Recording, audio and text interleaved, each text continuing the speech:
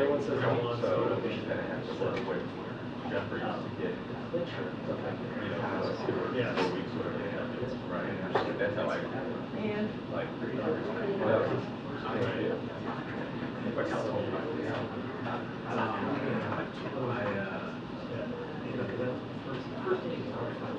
that's how I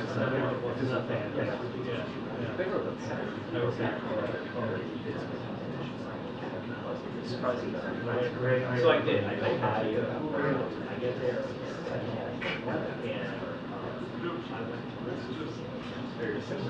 Yes, that is the Well, you're fascinating.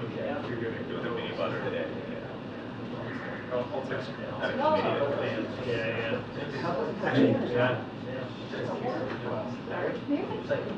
I mean, it was fun.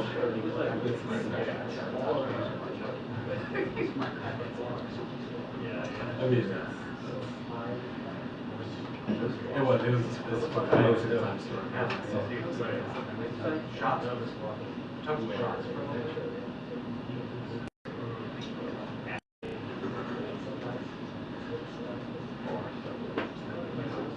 Hey, briefcase guy. Of course. That was a good night. I was there with my son yesterday.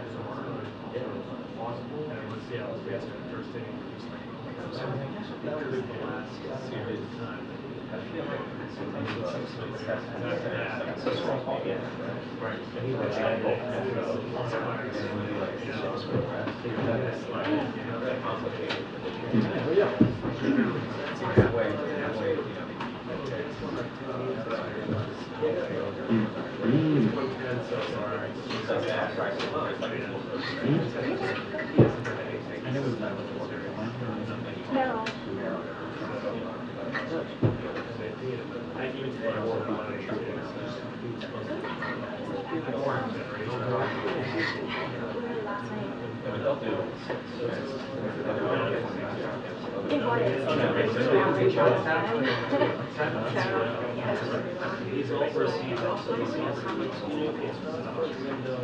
Give it time. What are you going to be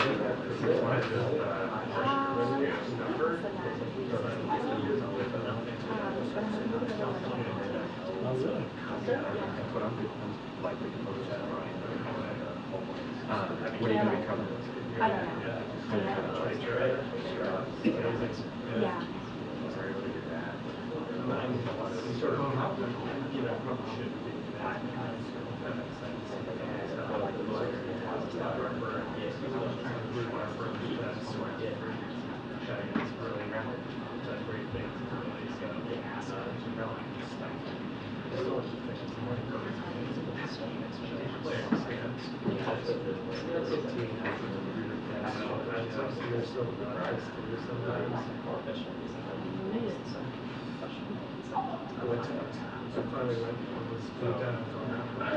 I think it helps.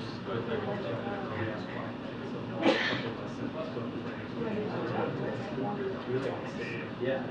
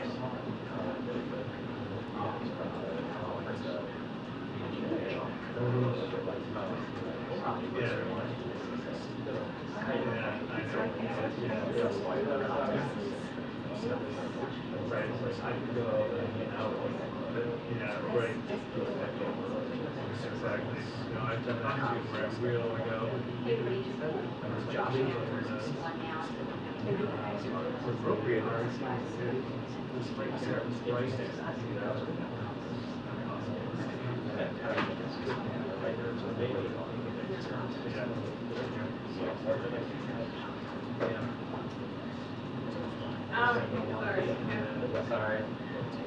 Oh, that's,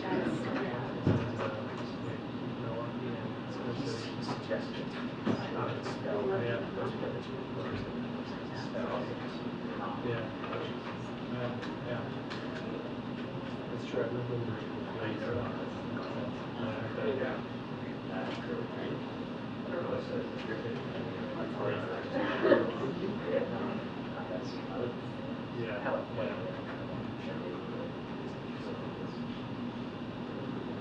yeah.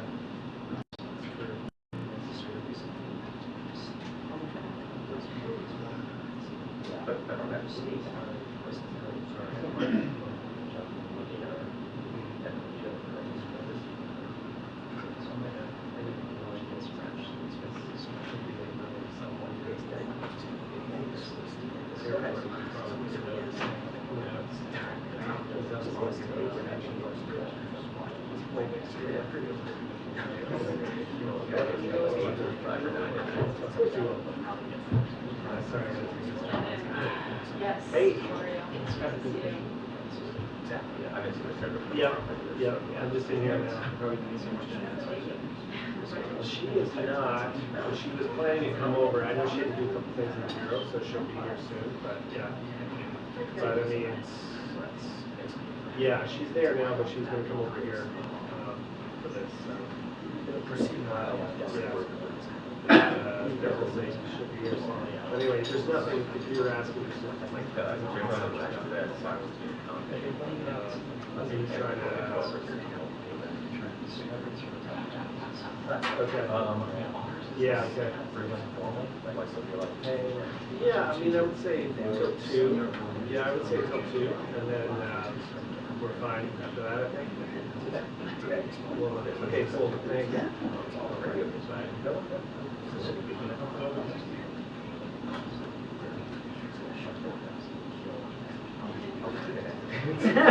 I know. Oh, I thought you were trust her. No, trust me, trust me. That's like Yeah.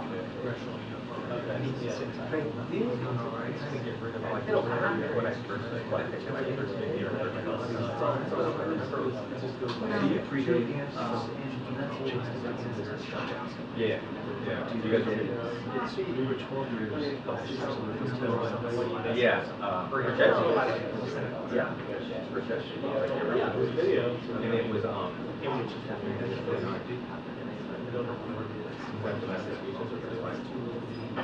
Oh, yes, the guy is Paul.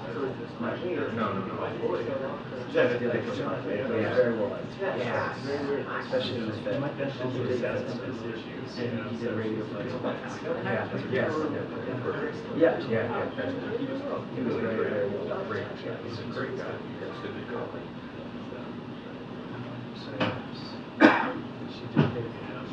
But it was small. Which actually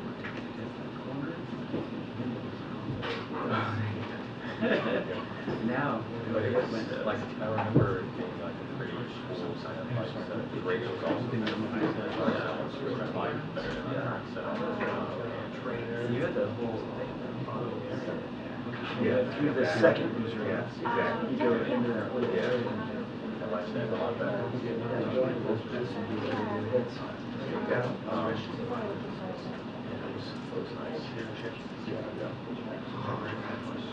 Were they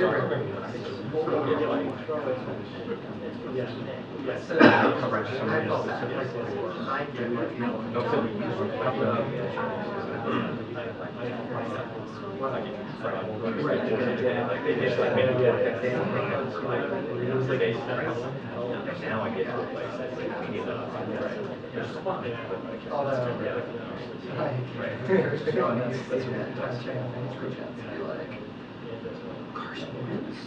that's right.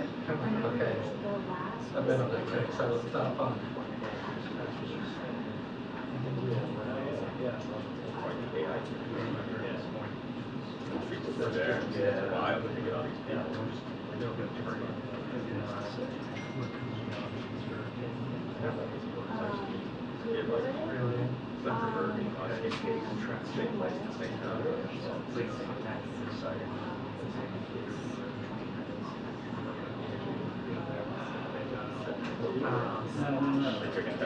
I'm just curious. So, no, that was so today. I like to look at trends. No, yeah. So you see, it was in May of 2023. Hey, That was after the Twitter. That's after about Twitter. Yeah. That's about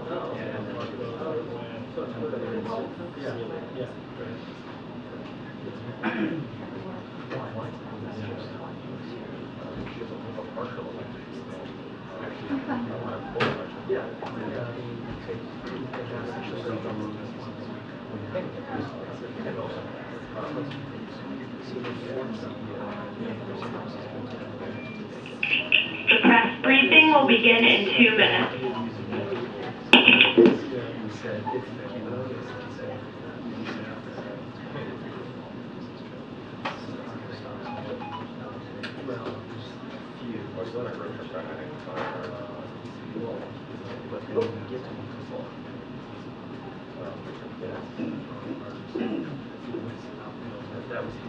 How are you?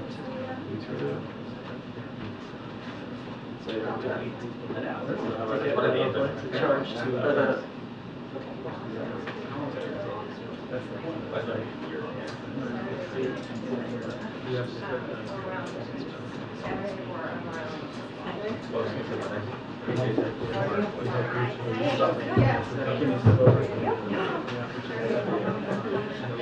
what they did.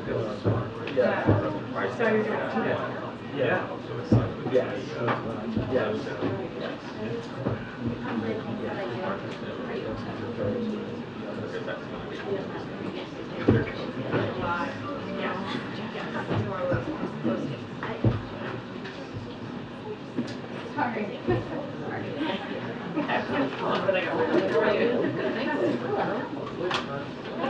Hi, thank you.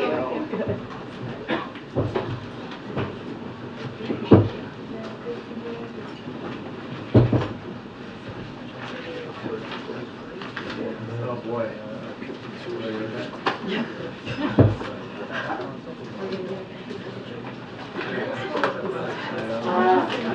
I was impressed by you. You know, I have a lot of I trust. Oh, I'm getting there quick.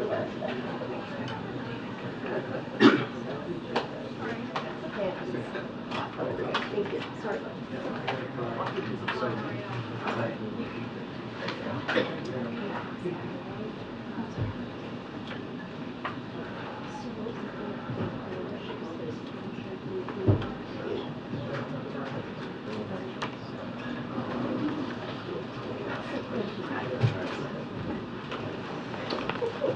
Good afternoon, everyone.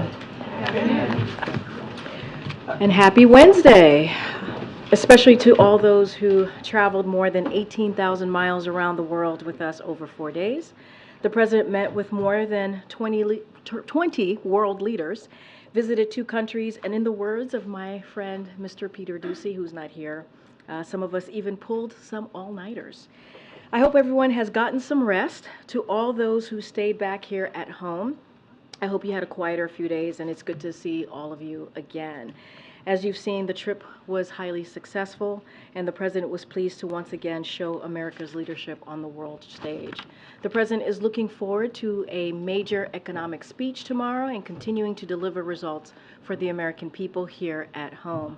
But before I turn it over to Jared Bernstein, our CEA chair, who's going to say more about the President's event tomorrow, I have a couple of things I want to say at the top.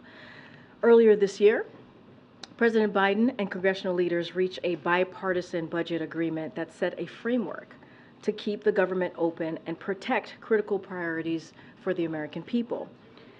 A deal is a deal.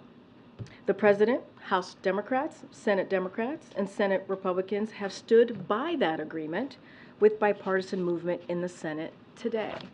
But Speaker McCarthy and House Republicans have taken a different approach, ignoring the agreement that a majority of them voted for and advancing extreme partisan bills that break their promise and gut investments in America. Now, these bills would be devastating, increasing costs for families, hurting students, seniors, and rural communities, slashing law enforcement, undermining manufacturing, and so much more. And they are distracting from top priorities that we have, like fighting the fentanyl crisis, delivering disaster relief, and helping Ukraine fight Russia's illegal war. House Republicans should keep their word and do their job. Fund the government, especially these important, we're talking about important, key, vital programs to the American people. Next up, as I mentioned at the top, we have Jared Bernstein, who has joined us several times before, but at the podium, but this is the first time that he will be doing it in his new role as chair of the Council of Economic Advisors. Jared is going to talk about the latest economic data that all of you have reported on this morning and preview the president's major economic speech. And with that, Jared, over to you. Thank you. After a brief comment about this morning's CPI report, I'm going to say a few words about how Bidenomics is working, but also why it's working, and why, as President Biden will highlight in his speech tomorrow, and as the record shows, trickle-down economics doesn't work. Headline CPI rose 0.6% last month, driven by a spike in the price of gas. Headline inflation has also fallen substantially, down by about 60% over the last year, but we know that last month's increase in gas prices puts a strain on family budgets. Core CPI inflation, which omits gas and food prices, was up 0.3% in August. Over the past 3 months, core CPI is up at an annualized rate of 2.4%, the lowest rate since March of 2021 and close to its pre-pandemic level. This is important progress. Economists track the core because by omitting highly volatile gas and food prices, it provides a cleaner signal as to where inflation is likely headed.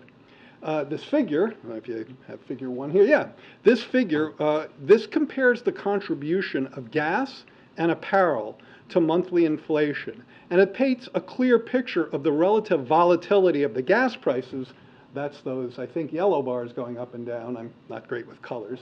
And then the apparel is contribution is the red line. So you get the point about the volatility of gas prices. Turning to Bidenomics, we start from a position of strength. The U.S. economy is in solid shape, with real GDP growth supported by strong consumer spending that is itself supported by a strong labor market delivering wage gains, accounting for inflation. And I have a next figure showing that the extent to which you see inflation coming down and prices and wages actually beating prices there, both for all workers and for middle wage workers. This figure includes today's inflation report. Not only has inflation come down, it's now growing more slowly than the pay of low and middle wage workers, meaning their buying power is increased. Now, our work isn't done for sure, but wages outpacing inflation is some of the breathing room that the president talks about. Now, what has that got to do with Bidenomics? Well, rising real wages for middle and low wage workers is at the heart of our middle out, bottom up growth agenda. Our GDP is almost 70% consumer spending, so when the middle class is doing well, the overall economy prospers. That's also a good reason why trickle down doesn't work. It disproportionately helps those who don't need the help and thereby are less likely to spend the marginal dollar. Or, as the president says, Bidenomics works because when the middle class does well, the poor have a ladder up and the wealthy still do well. Another sign that Bidenomics is working, you see here in the figure, both for today and for tomorrow, is this other figure showing investment in building manufacturing facilities. The incentives in the Inflation Reduction Act, the CHIPS Act, the Bipartisan Infrastructure Law are reversing decades of disinvestment in America through the powerful 1-2 punch of policy incentives crowding in private investment. That creates jobs today in constructing these facilities and good jobs tomorrow staffing these factories to manufacture semiconductors, solar panels, and wind turbines on our soil. Going forward, we must build on the progress we've made, and that means maintaining the tight labor market while continuing to ease price pressures. As you know, many economists argued that couldn't be done, that it would require much higher unemployment to achieve this much disinflation. President Biden never accepted the inevitability of that trade-off, and he's been right. Let me close with a quick word about what you can expect to hear in the president's speech tomorrow. As you'll remember, the president traveled to Chicago back in June to outline the core principles of Bidenomics: empowering workers, investing in America, and boosting competition. Tomorrow, he'll travel to Maryland to lay out the very clean contrast between Bidenomics and the congressional Republicans' trickle-down economic plan, a plan that has failed working families every time it's been tried. Instead of investing in the middle class, trickle-down shipped jobs overseas, hollowed out communities, and produced soaring deficits. He'll contrast his agenda with specific policies congressional Republicans have proposed and lay out what those policies would mean in concrete terms for the American people, whether it's unfair taxes, Medicare and Social Security, or increased costs for families. And he'll highlight what's at stake for families as fiscal and budget debates take center stage in the weeks and months ahead. Thank you, and I'll take questions. Thanks, Jared. You mentioned gasoline prices pushing inflation up last month, but there are no good signs when it comes to gasoline prices in the near term. Crude oil prices are going up. Saudi Arabia has signaled it's going to continue to throttle oil production. Are you worried that inflation is going to go back up over 4%? Well, let's talk about gas prices. As the president said in his statement this morning, he's well aware that they put a strain on family budgets, and that's why he's working with congressional Democrats to take action to cut energy costs. It is correct, as you pointed out, that gas price, the spike in August, caused nearly all of the increase in inflation last month. But gas prices are down from last summer's high by about $1.20 per gallon. They peaked at north of $5 in June of 22, and that saves a family with two drivers about $120 per month. Getting more directly to your question, the Energy Department is in touch with producers and refiners to resolve any issues and to try to ensure stable supply. There is some pressure relief coming in September in the switch over from the summer blend to the winter blend. The winter blend is a somewhat cheaper blend, and also we're moving out of peak driving season, so that lower demand also takes some pressure off. But I think the key point to leave you with on that question is that, again, the president and congressional Democrats are cutting energy costs by investing in clean energy and reducing our dependence on foreign countries that often don't share our values. And so I view the investment agenda that I talked about in my comments as very closely connected to this idea of transitioning to clean energy and more energy independence. Well, how closely are you tracking the possibility of a spike in gas prices, and are you worried that that could erase some of the gains that have been made in lowering inflation? Well, to answer your first question, one of the first things I do every morning is click on the AAA gas price, so we track it very closely. I think from a policy perspective, again, the actions that we're taking, working with congressional Democrats to cut energy costs, are at the core of our agenda. Now, I think the important point here, and you mentioned gas prices, climbing and their impact on consumers. The president has been straight up about that, including in his statement this morning. But I also don't think you can divorce that from the other efforts that we're taking to reduce prices in other areas that matter so much to consumers, some of which, by the way, you could see in today's CPI report. The price of eggs, the price of dairy, the price of meat, all those prices actually came down, so not just disinflation, but deflation in those cases. And I think the key thing, if you'll go to that wage graph, I think probably one of the key points there is that even accounting, this is the second graph in my presentation, if you can put that back up, or we can get it to you if you don't have it. The key point there is that when wages are beating prices, there you go. So you have wages beating prices, wages growing more quickly than inflation. And by the way, most quickly for middle and lower wage workers. That's a direct result of the persistently tight labor market. It also links up closely to one of the first tenets of Bidenomics, which is empowering workers. So a persistently tight labor market has delivered wage gains that at this point are beating prices. That means that the buying power of your paycheck is going up, and that's the kind of breathing room we're looking for here. Thanks, Jared. One potential risk to the economy is a UAW strike. Last week, the president said he's not worried about a strike. Is that still the case? And is the White House ready to support those workers if a deal is not reached and they go on strike? So the president believes that auto workers deserve a contract that sustains middle-class jobs. I've worked for President Biden for a long time. He's clearly one of the most pro-union presidents we've had. He's encouraged the parties to stay at the table and to work 24/7 to get a win-win agreement that keeps UAW workers at the heart of our auto future and ensures UAW jobs are good middle-class jobs. Let's say a bit about our work over the years on unions. I think the president understands that one of the things that unions do is they help more fairly distribute the benefits of growth. His view is that if you're helping to bake the pie, if you're contributing to American productivity, and manufacturing workers and union workers and auto workers certainly contribute to that productivity, then you ought to get a fair shake. And that's one of the reasons why he's always supported unions. There is a long economic literature showing that unions and these dynamics that I'm explaining to you are closely associated with a more equitable distribution of earnings. And I think that's one of the reasons why he's a pro-union president and why he's always talked about that in the context of Bidenomics. Again, pillar one of Bidenomics, empowering workers. So I think there's a clear connection. He would support the workers if they go on strike. I'm going to leave it at he believes the auto workers deserve a contract that sustains middle-class jobs, and he wants the parties to stay at the table to work round the clock to get a win-win agreement. And he's encouraged the parties to do that. He's explicitly encouraged them to do so. An agreement that keeps the workers at the heart of our auto future and ensures that those are good middle-class jobs. Good job. Thank you.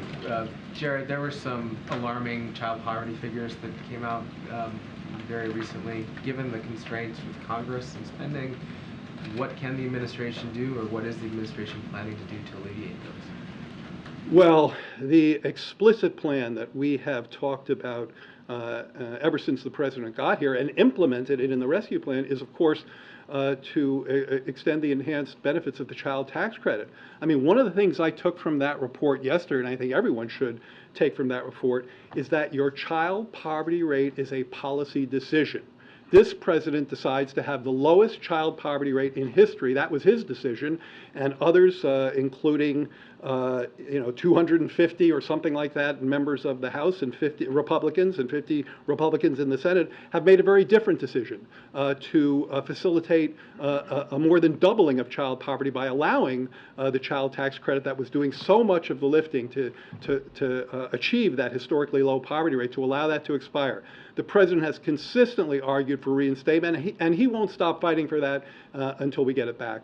I guess my question is, with those constraints that you mentioned in terms of lack of support, is there anything else you can do or intend to do to address that issue?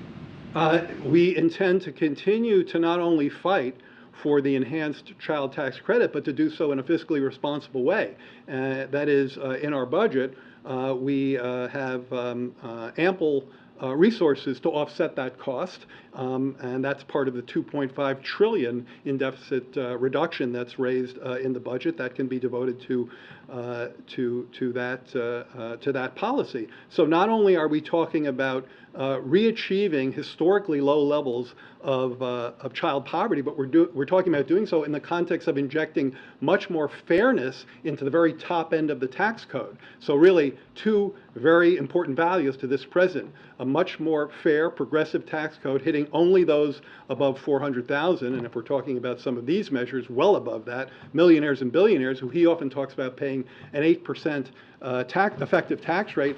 That's not okay in in an economic context where congressional Republicans have allowed child poverty to double by refusing to extend this child tax credit. And Republicans go further. They more than double down on that deeply unjust relationship by continuing to fight the extension of the child tax credit while calling for trillions more in high-end tax cuts. So yes, he's going to continue to fight for those issues. Thanks, Jared. Can you just talk a little bit more about, and the UAW strikes or potential, can you talk about a little more about what the economic impacts would be to a strike? And considering how significant they are, what plans does the president have, or what recommendations are you giving the president to step in more to help prevent this, whether bringing them in to help with negotiations, for example? You know, I don't have a readout on this. We're closely monitoring the situation.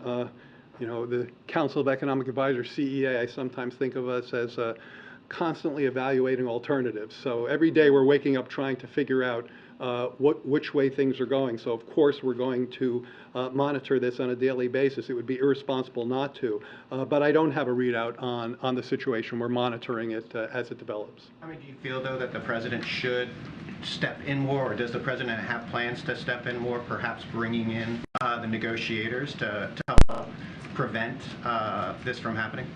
The president's been very much engaged. Not only has he always fought for policies to ensure that workers get a fair deal, but that he's explicitly talked about the electric vehicle future being made in America by American workers, promoting strong and good-paying union jobs. He's met with President Fain one-on-one in the Oval before the UAW briefed senior staff on their negotiating position. He called President Fain on Labor Day and called all Big Three executives before he left for Asia to encourage them to provide more forward-leaning offers and stay at the table. So that's what the president has done, and he will continue to press on that, as will the team that's monitoring that closely. Go ahead, Ed. Yeah, thanks, Karine. Thanks, Jared. I'm going to ask you about PCE and CPI. So we now have two inflation reports in a row where year over year the headline inflation number has gone up.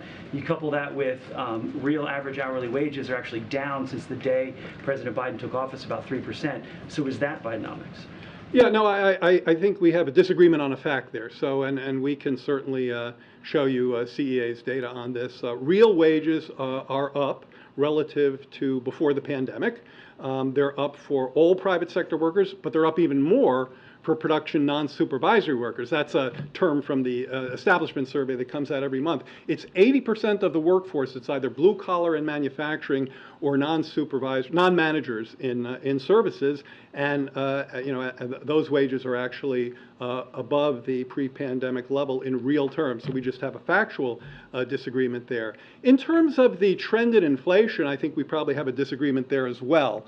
The trend in the PCE, the trend in the CPI, whether you look at headline or core, and in fact, well, it's not here anymore, but that graph that was just there showed a very clear trend in the year-over-year CPI. If you take the more timely, say, 3-month annualized average, then you see an even clearer result. Inflation is easing. It continues to ease. There was a gas spike last month, no question. Gas went up almost 11% in August in the CPI. That's a little more than it went up in the real world because they seasonally adjust. It was more like 6%. But in the report, it was up, and we obviously take that very seriously. I think it's a time frame issue. I'm looking at the day he came in office. But I want to ask you about those gas prices.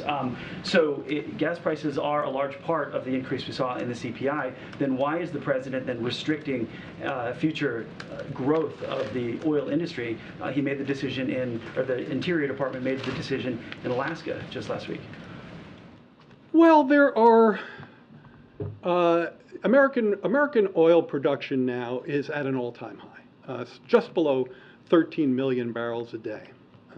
There are thousands of available permits, places where oil companies could drill. They've been highly profitable. They've been highly productive. So I don't think that's the problem. As you said, the gas price added 34 basis points to the, more than half of the inflation increase was the gas price in August.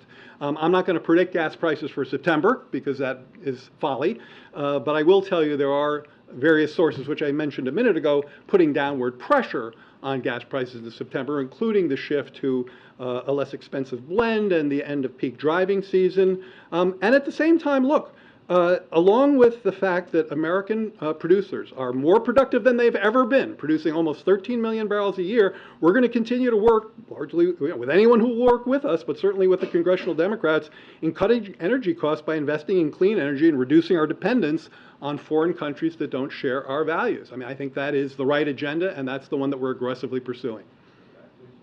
Matt? Thank you. Jared, a follow-up on the potential auto workers strike. I'm sorry, could you speak up? Yeah, sure thing. She probably hears better than I do. No worries, I can speak up. On the potential auto worker strike, I do have a follow-up to what some of my colleagues were saying. A group that I spoke with, an economic group, says that there could be a $5 billion cost to the economy if there is a strike. So is the White House preparing for that? We're certainly tracking all of those outside analysts. I don't think there's one report on this that we haven't seen and haven't read. And our job is to be ready for any contingency that comes our way. I'm not going to give any readout on our own analysis at this point. We're monitoring the situation. We'll continue to do so, and we'll certainly bring up-to-date information as these things develop. Okay, last question. Two quick follow-ups to my colleagues' questions. You talked about how you're following it closely, you're looking at contingency plans, but can you confirm whether you've been asked by the UAW to get involved more, or have you been asked specifically to stay out? I can't confirm any of that. I mean, at CEA, what we do is what I've said we do. We are asked by the President to track any development in the domestic and global economy that's going to have an impact or that might have an impact. And there's a long list of things that fit that description. So we're tracking this carefully. And just follow up on the child poverty part too. Sure. You talked about prioritizing a push again around the child tax credit and pushing around taxes. But what about the fact that funds are going to expire for child care centers and how that might relate to child poverty, or at least the experience of working mothers? Is that going to be a priority and a push from this White House? I'm glad you asked that. It's something that we at CEA have written a lot about, and I encourage you to look at that. We have a blog on that. Just a show of hands, how many people look at the CEA blog? Ooh. Okay. We have work to do, and you have work to do. White House priorities. Yeah. So this is a long time priority of this White House. We have ambitious plans in our budget. The President recognizes the linkage between labor force participation for caretakers, most often women, and affordable, accessible child care. And that's why not only have we, as I said, proposed ambitious plans that are fully paid for, fully offset in our budget, but we've also talked about, used language in our supplemental to talk about the importance of child care in our supplemental requests. So this is something that we will continue to work towards because we recognize its importance as a working family issue. All right. Thanks, Jared. Thank you. Good to have you. Thank you.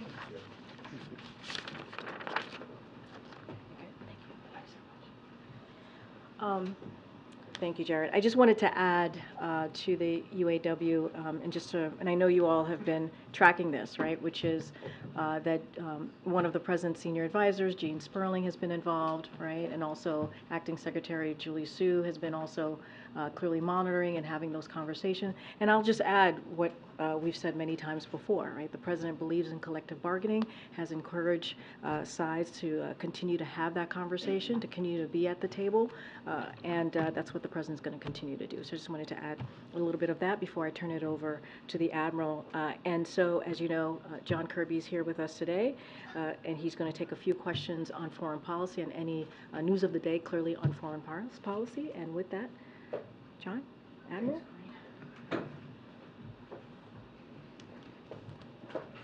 Good afternoon, everybody. So I just want to take a moment or so to clear up some of the conflicting accounts and information that's been out there regarding actions that were taken to secure the release of 5 Americans who have been wrongfully detained in Iran. These Americans have been suffering a terrible ordeal. I think you all know that. Many of them were held in the Avon prison under ghastly conditions, and that we have been working very, very hard to bring them home to their families just as soon as possible. Now, to secure their freedom, the United States is pursuing an arrangement in which Iranian funds held in South Korea are moved to restricted accounts in Qatar, where they would be available for humanitarian transactions only. Things like food, medicine, medical supplies, medical equipment, agricultural products. These funds will now be subject to more legal restrictions than they were when they were in Korea. They were monitored by rigorous due diligence standards required by the U.S. Treasury Department. And the U.S. will have visibility and will be able to engage in oversight about where the money was going and for what purpose. If Iran tries to divert the funds, we'll take action and we'll lock them up again. I also want to be clear. This is not a payment of any kind. It's not ransom. These aren't U.S. taxpayer dollars. And we haven't lifted a single one of our sanctions on Iran. Iran will be getting no sanctions relief. We will continue to counter the Iran regime's human rights abuses. We'll continue to counter their destabilizing actions abroad, its support for terrorism, its attack on maritime shipping in the Gulf, and its continued support for Russia's war against Ukraine. As you've heard us say before, when we're trying to bring Americans home, we often aren't dealing on a level playing field. We have to use the leverage we have to bring them home. They aren't going to be released for nothing in exchange. But I don't think we should lose sight of the bottom line here, and that's that we're working to free these innocent Americans who did nothing wrong, had no reason to be detained, bring them home to their families, bring them home whole and safe again. That's the goal. With that, take some questions. Admiral Kirby, thank you for being here. I know that you dispute that this is a ransom payment. Obviously, many critics of this agreement say that it is just that. So, in effect, they suggest it's $1 billion per American individual being released. So how is this not incentivizing bad actors and rogue regimes like Iran in the future to detain more Americans? Bad actors like Iran and like Mr. Putin in Russia don't need any incentive to continue to look for ways to wrongfully detain Americans. It's been happening a long, long time, and we have to accept the reality that it could happen again in the future. It's one of the reasons why the State Department has a new designation for countries, a D designation, so that before you travel or you do business in a foreign country, you ought to look and see, is the risk of detention, wrongful detention, high in that country before you go? We continue to advise Americans not to travel to Iran and to Russia and other places like that. But these bad actors don't need incentives, and this isn't gonna change the calculus necessarily of what they've been doing. What it is going to do is get our Americans home, and that's what we're focused on. But for clarity, why isn't it a ransom payment? I get that it's not American taxpayer dollars, but it's still $5 billion that had been frozen that was not available for use in any form by the Iranians. That $5 billion may be for humanitarian aid, but then it frees up $5 billion elsewhere to spend. So how is that not ransom payment? Yeah, so a couple of points here. First of all, you're right, it's not U.S. money, it's Iranian money. It's Iranian money that had been established in these accounts to allow some trade from foreign countries on things like Iranian oil, to allow the Iranian oil to stay on market. And for countries who wanted to buy that Iranian oil, now these transactions largely were conducted in the previous administration, all legal, all fine, but to allow some of our allies and partners to be able to continue to purchase Iranian oil without being sanctioned for doing so. Several accounts were set up in several countries, South Korea being one of them, for many reasons, lots of different reasons. This particular account was not accessible to the Iranians as others were. So it is Iranian money. That's point number one. Point number two, it's not a blank check. They don't get to spend it any way they want. It's not $6 billion all at once.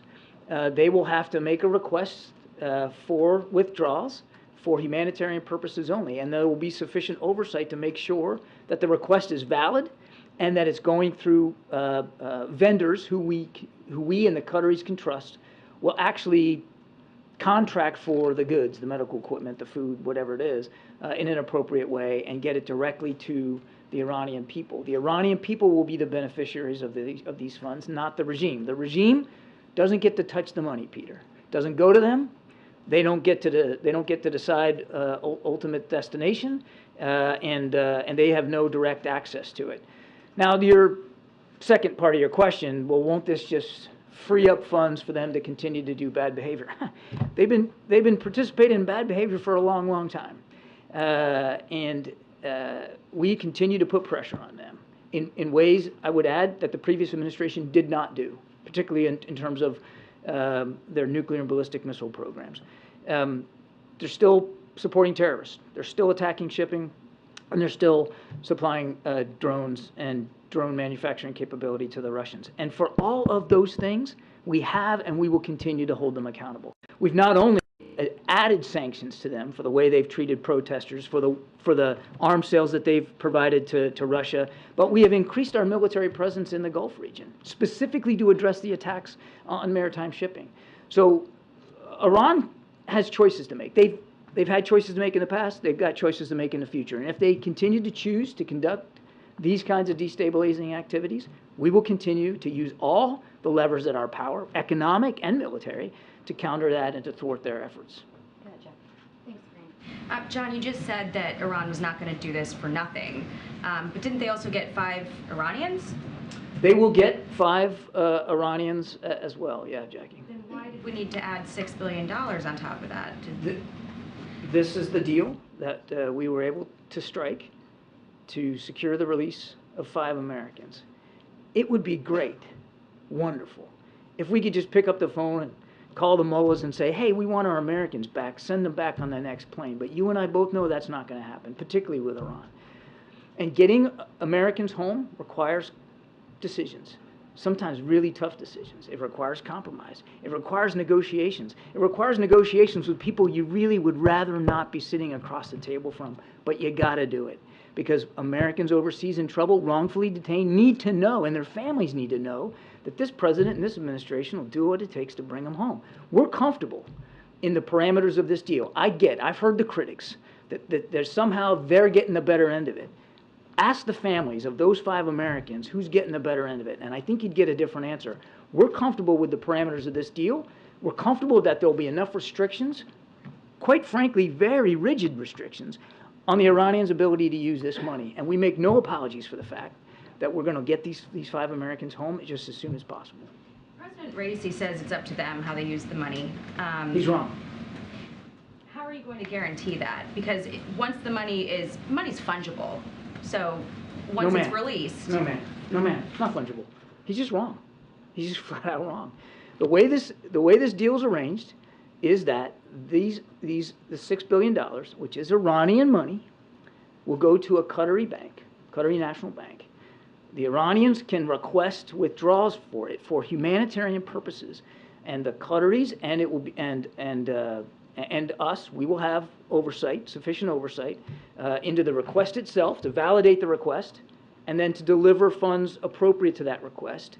The money will then go to qualified vendors to purchase and deliver the food, the medical supplies, into Iran. So it will go directly to aid organizations or appropriate relevant organizations inside Iran so that the Iranian people can benefit from it. And that's an important point too. While we certainly have issues with the regime, we don't have issues with the Iranian people. And this funding will be important to helping them get over some tough times. What do you say to the criticism that this is only going to go against all of these efforts to deter Iran from getting a nuclear weapon? I mean, this came right after the IAEA director said that the international community is losing interest in holding Iran accountable, that these violations are routine, and now we're making this deal where they're going to have money to use for humanitarian purposes, but to Peter's point, freeing up $6 billion that they can pull from other places to use for proxy attacks or building a nuclear weapon. How do you argue against that? I think I answered that question before, but I'll try it another way. We'll continue to hold them accountable for destabilizing activities. This arrangement to get these Americans home is separate and distinct from the way we are holding Iran accountable for all their destabilizing activities, to include their continued nuclear ambitions and their burgeoning and improving ballistic missile program, which we have sanctioned and will continue to keep those sanctions in place. As I said, no sanctions relief involved in this at all. We will continue to hold them and put them under that pressure. And now look, the President has said many, many times, we're not going to allow Iran to ever achieve a nuclear weapons capability. We would have preferred to deal with that through diplomacy. Unfortunately, the previous administration decided to tear up a deal that had actually set their ambitions back by many, many months. And now they've been allowed to continue to re-enrich. Nothing we can do about that. We wanted to solve it through diplomacy. We are not able, and we're not focused on returning to the JCPOA at this time. That said, we will make sure we have the appropriate capabilities in the region to defend ourselves and our national security interests if it comes to that. We got to keep going. Go ahead. Thanks. Is there a reaction so far on the Putin-Kim Jong-un meeting today? And does the U.S. have a better sense of what the DPRK can give to the Russians in terms of deliverables out of this meeting today? Well, we're watching this very, very closely.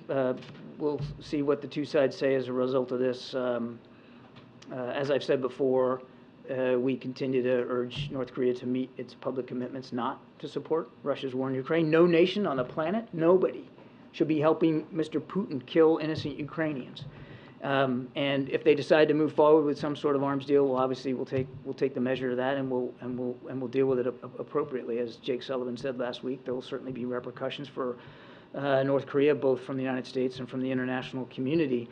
As for what either side will get out of this, again, I think we have to watch and see what actually comes out of this discussion. What we have said publicly when we had information to share with you about this budding arms deal was that it was entirely likely that Mr. Putin was at the very least going to seek artillery.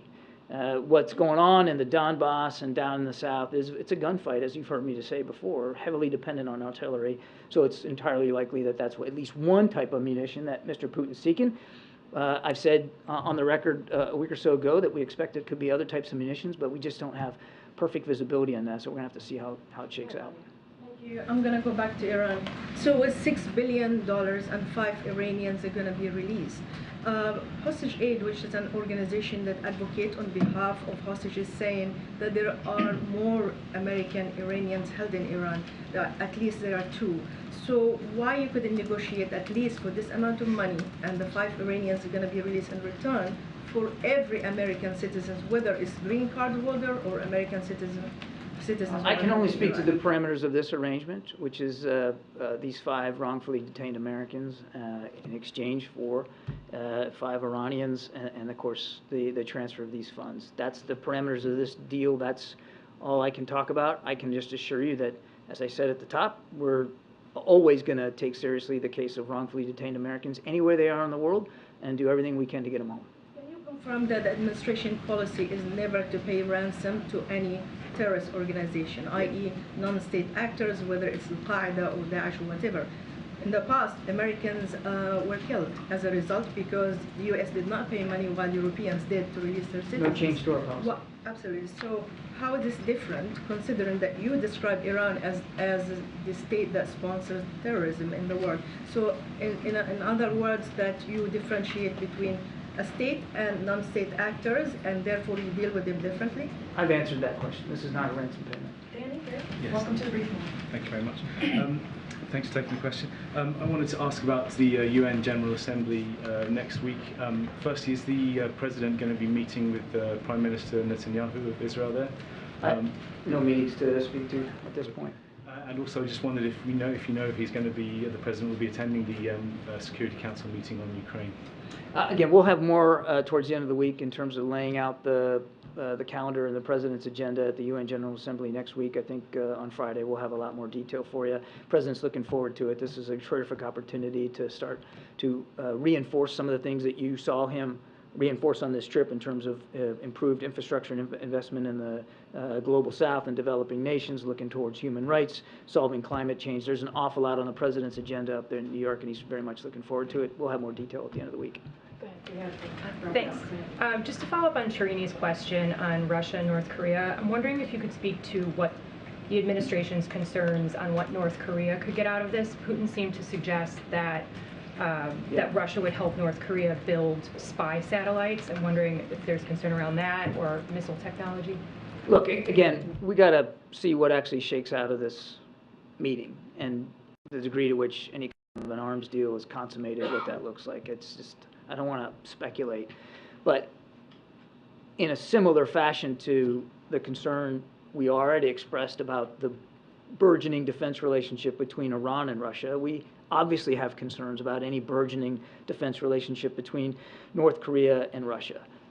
Again, it remains to be seen what either side A wants out of this and B will get out of it. These are not two countries that work well with others, and they don't really have all that much trust and confidence in each other. So we'll have to see. But certainly any arrangement that would improve North Korea's military capabilities would be of certainly would be of significant concern to us.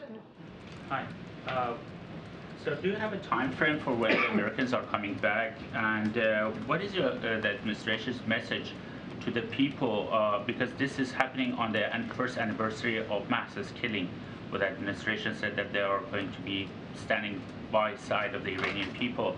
And they are very critical of this money being transferred to Iran. They are actually calling it appeasement. So what is the message of administration to those people who lost their lives in the aftermath of mass killing, and also do you have a time frame for? Well, we continue to mourn with the Iranian people for her loss. We held the morality police accountable for it, and others in Iran. We continue to stand with the Iranian people, and for their human and civil rights. That's not going to change. The timing here is the timing, and it wasn't tied to any anniversary or any date. It was tied to an arrangement that we had made with Iran to try to get these Americans home. And the notification of the movement of these funds was the next critical step in this process. A process, I would remind you, is not over. They are still in Tehran, our Americans. They are not home. And so we're going to be a little bit careful about how much detail we're going to provide here publicly. And your first question about timeline, I don't have a time frame that I'm at liberty to speak to right now, but we hope to get them home as soon as possible. Yeah, thank you. Me? Okay. I hear you really emphasizing and laboring the point that getting Americans home is the priority of the administration.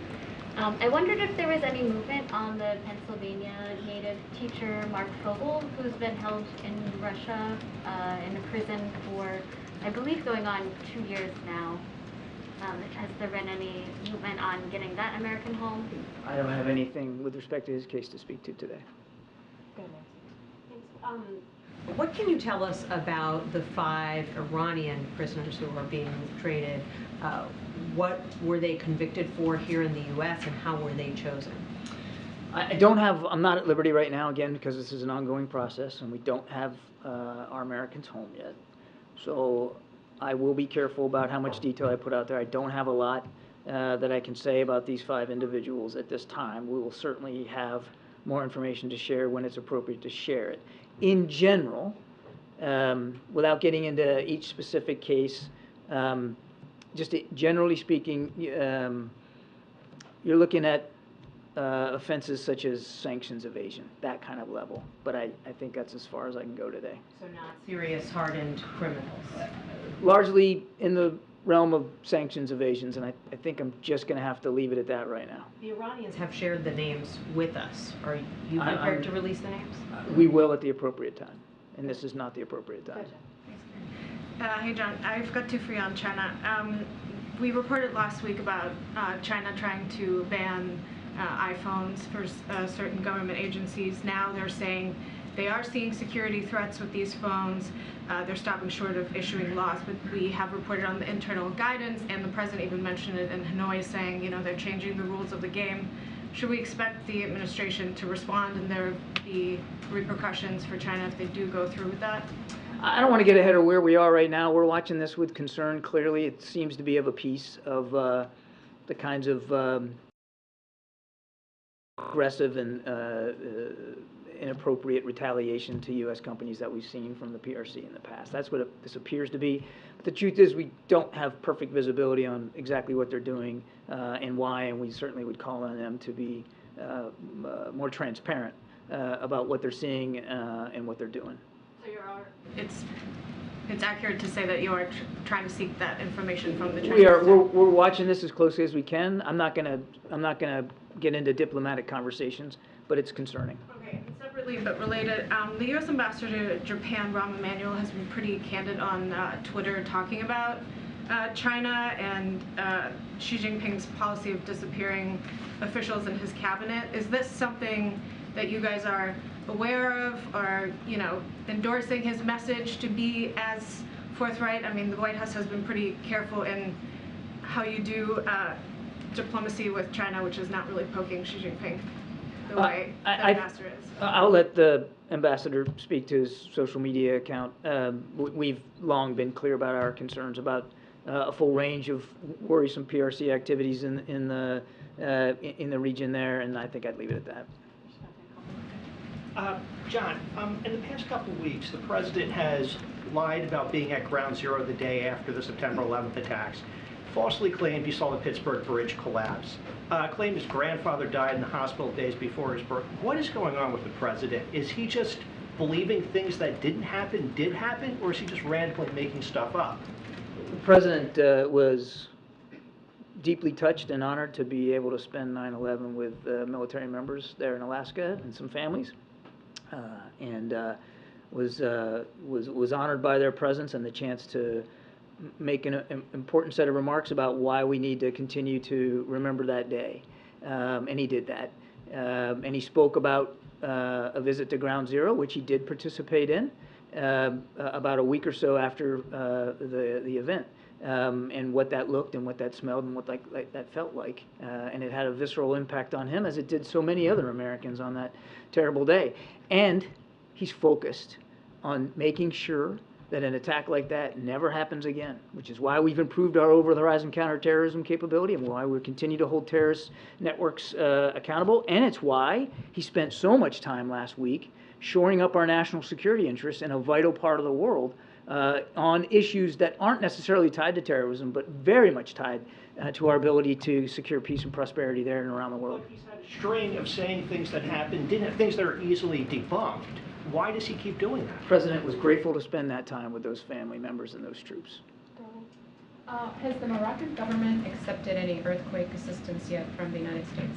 Well, I can tell you that we have been in constant touch with Moroccan officials, and that USAID has allocated $1 million to assist in response relief. I'll let USAID and the Moroccan government speak to how they intend to use that. I would also just, as the president did, reiterate that we stand ready to provide even more assistance should it be required and needed. But we are in direct contact with them about their needs, and obviously you want to do the best you can to meet those needs as they see them. Okay, I'm just going to do two more. Way in the back. Go ahead. Thank you very much. Admiral, why wouldn't the administration re-engage, if it would be possible, with the JCPOA? Well, we wanted it to be possible. I mean, my goodness, the first couple of years of this administration, we worked hard to try to get us back into the JCPOA, and Iran kept larding up the negotiations with things that had nothing to do with their nuclear program, and we realized the futility of the effort. So we stopped putting energy and effort into it, all around the time that they were whipping and beating female protesters. So we held them accountable for that. That was a significant moment as well. Look, the president has been very consistent that we want to make sure they never achieve a nuclear weapons capability. He would vastly prefer to do that through diplomacy. But that's just not a viable option right now. Great. What is the administration's goal? Is it to defeat Russia, or is it ultimately to seek some sort of negotiated settlement? Man, I don't know how many times I've answered this question in the last year and a half. And we have been, again, very, very consistent. We want to see Ukraine succeed on the battlefield. We want to see them get all their territory back. We want to see their sovereignty respected. We want to see no Russian troops inside Ukraine. We want to see the war end. And it could end today, obviously, if Mr. Putin would do the right thing and just get the hell out. That's clearly not going to happen right now. So we're going to continue to provide Ukraine with the capabilities that they need to be successful. And on the holdup of military appointments from Tommy Tuberville, what is the tangible damage being done to the military by a holdup on appointments of military officers? I can't say it any better than the leaders of the DoD have been able to say. You've got more than 300 now generals and admirals who are frozen, can't move, which means that in many cases, literally hundreds of cases, you've got officers that are doing two jobs, two big jobs, while they're still trying to maintain readiness, and readiness is starting to get affected by this. All right, Kayla, you have the last question. Thank you. CNN is reporting that Elizabeth Whelan, the sister of Paul Whelan, who was arrested in Russia in 2018, is in Washington for meetings this week, and she's been seeking a meeting with the president. Does the president plan to meet with her? I don't have any meetings with the president to speak to, but she is in town, and she is going to be meeting with White House officials. It'll be a good opportunity for us to update her on our efforts to get Paul back, and those efforts are very active and they're very ongoing. Yeah. Thanks, Adam. Appreciate it. Thank you, Karine. Thanks, everybody. Thank you. Okay. Darlene, it's good to see you. I feel like it's been a while. Maybe? Maybe. All right, go for it. Will the president cooperate fully now that Speaker McCarthy has pulled the trigger on an impeachment inquiry? So I'm going to refer you to my colleagues over at the counsel's office on any specifics to the inquiry. Certainly not going to speculate on what has been a baseless inquiry that the House Republicans can't even really defend themselves, and that many House Republicans have said they couldn't support their own votes. So again, I'm going to refer you to my White House counsel on any specifics. Sorry, and on the speech tomorrow, he's going to Maryland. Why is he going to Maryland, the blue state, instead of maybe a red state, to talk about his economic policies? So not going to get, you heard Jared, the chair of CEA, talk specifically about the economy, speak specifically about a major speech that the president's going to do tomorrow on Bidenomics. You've heard us talk about Bidenomics and how we believe has turned the economy around, and just not from us, but from the data that we certainly have seen. And this is a president has been very clear. He wants to see an economy that's built from the bottom up, middle out, and not the trickle-down economy that we see that congressional Republicans want to continue to do. Well, not going to get into, well, I'll say this. The president, it doesn't matter where the president decides to give a speech, right? For him, it is an opportunity to speak directly to the American people, and that's what you're going to see him do. You know, whether it's in Maryland, whether it's in a red state, the president always takes those opportunities incredibly important, not just to speak in front of all of you who report on what he's going to say and how he's engaging with the American people, but directly to them as well. And so, you know, in this case, location doesn't matter. He wants to give a really important speech, a major speech, as you heard us coin it, on Bidenomics. And I think it's important. What's important is that the American people are going to hear from the president about an issue that matters to them, which is the economy, and how he continues to make sure he's doing everything he can to lower costs for the American people and to continue to build an economy that leaves no one behind. And I think that's what matters for tomorrow. On impeachment, you just mentioned House Republicans' baseless claims. How confident are you that there will be no evidence that incriminates President Biden and Hunter's business dealings as this goes forward? So let me just give a little bit of a lay down here, because I think it's important. Any specifics to the inquiry, certainly I want to say this at the top, as I said to Darlene, I'm going to refer you to my colleagues at the counsel's office. But I also want to be clear about a couple of things. You know, I just talked about Bidenomics. I just talked about the president's going to do tomorrow, really deliver a major speech, something that the American people want to hear about. What are we doing to improve their lives, work on the economy? And these are real issues, real priorities for Americans. And like I said, like lowering costs. But what you see Republicans in Congress, right, they have spent all year investigating the president. That's what they have spent all year doing. And have turned up with no evidence, none, that he did anything wrong. I mean, that is what we've heard over and over again from their almost year-long investigation, and that's because the president didn't do anything wrong. Even House Republicans have said the evidence does not exist House Republicans have said that. To my friend in the back who just yelled at, which is incredibly inappropriate, but House Republicans have said that it doesn't exist. Their own investigation have actually debunked their ridiculous attacks. And the only reason Speaker McCarthy is doing this political stunt, and we have seen it, you all have reported, is because Majority Taylor Greene has said she threatened to shut down the government. Can you imagine shutting down the government over a political stunt? And we're talking about vital programs that American families need. And she said that because she wanted him to actually do this, and if he didn't, she would shut down the government. And you have Matt Gaetz as well, threatened to oust him as Speaker if he didn't do it. So he didn't even put up for a vote, as you all know, because he knows that even his own members weren't going to support this. So, that's why we call it baseless. That's why I just called it baseless, because they have said themselves that there is no evidence. The evidence does not exist, and this is a political stunt. But here's the thing, and I say this all the time, we look forward to working with Republicans in a bipartisan way to actually deal with issues that matter to Americans, real issues that matter to Americans, not this baseless effort that they have continuing to do that shows no evidence. Well, given that, will the president still be able to work with House Republicans, including Speaker McCarthy, to avert a shutdown in a couple of weeks? I mean, look, the shutdown should not happen. That is Congress's job, to avoid a shutdown. I've said over and over again here at this podium just for the past couple of minutes that these are vital programs that American families need. So that's their basic duty. Their basic duty is to keep the government open. We've already agreed. We've agreed. There was a bipartisan agreement on how to move forward with the budget that they voted on. And so, look, a deal is a deal. They should keep their word, and they should keep the government open. Go ahead, Nancy. You just brought up the lack of a vote. Does the White House view this impeachment inquiry as legitimate, given that there has not been a vote to open it?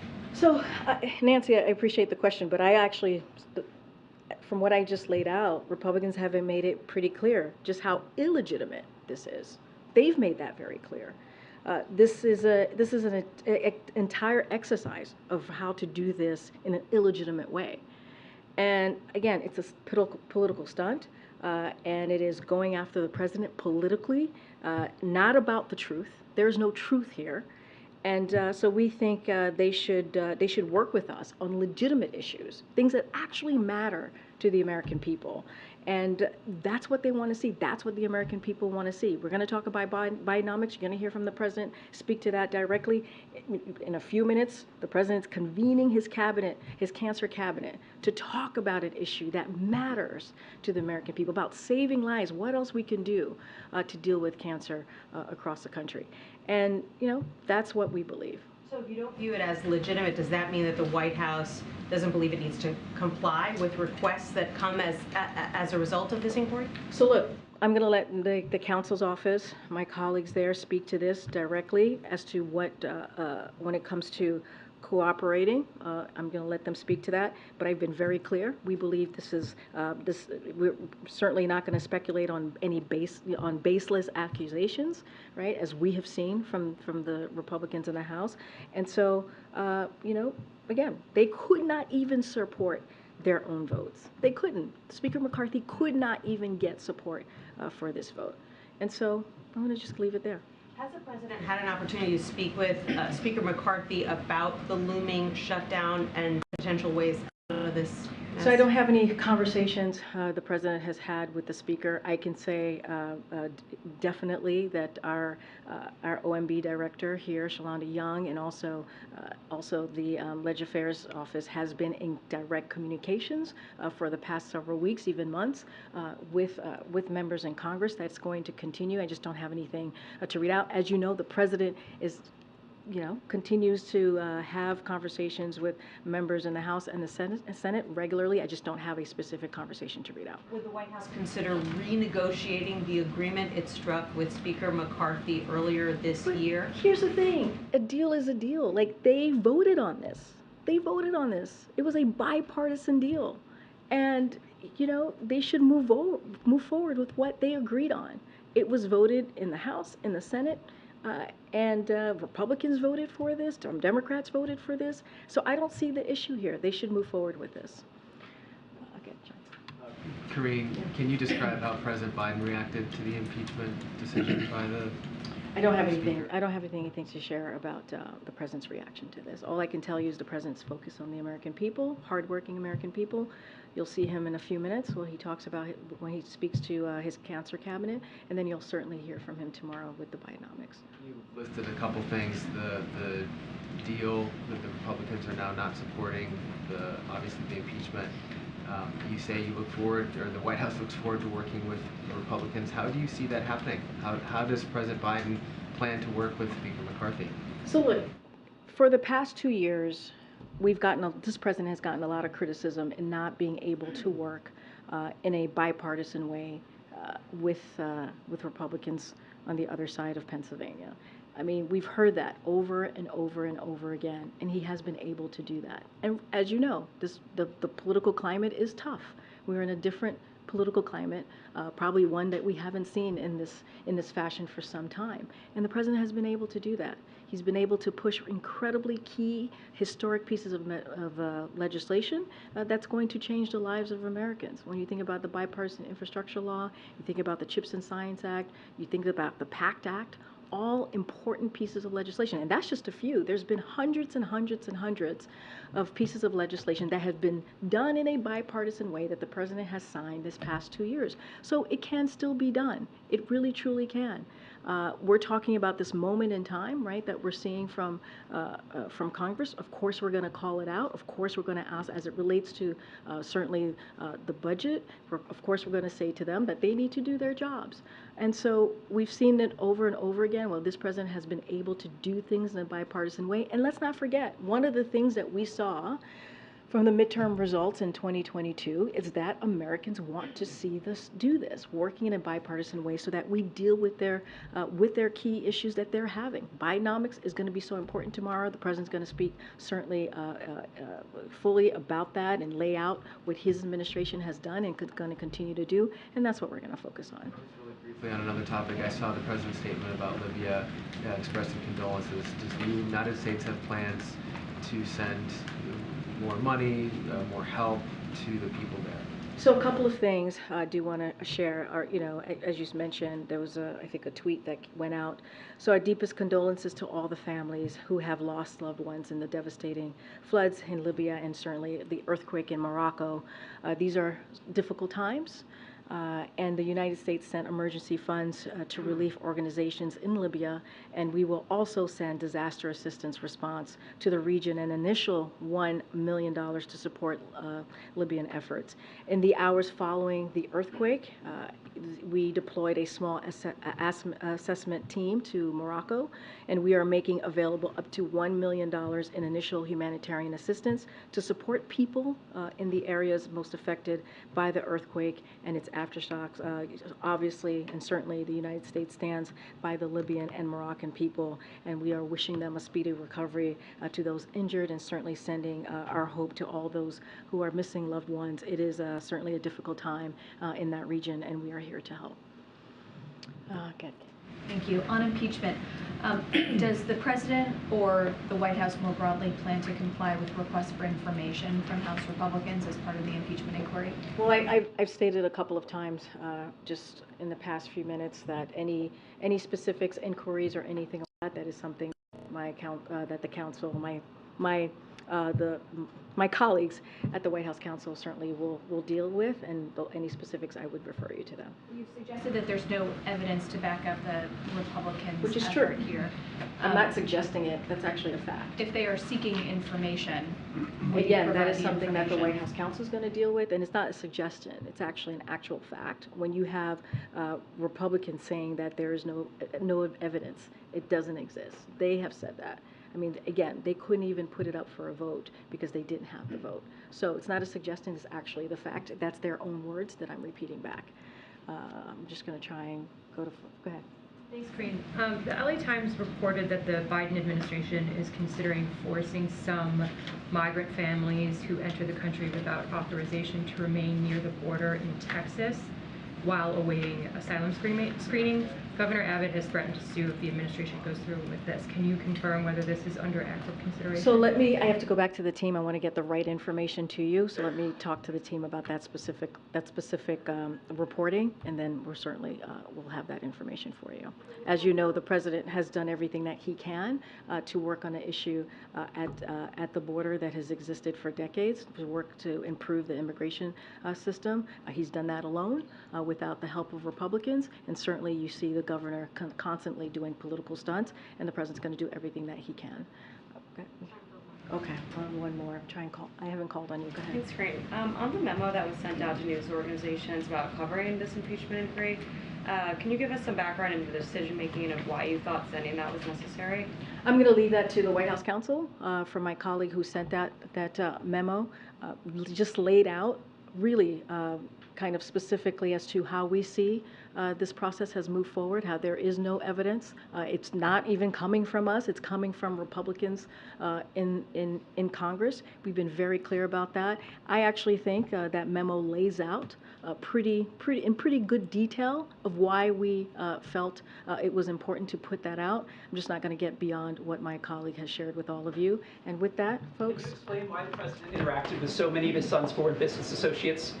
More than half of voters told CNN they believed the president was involved and he lied.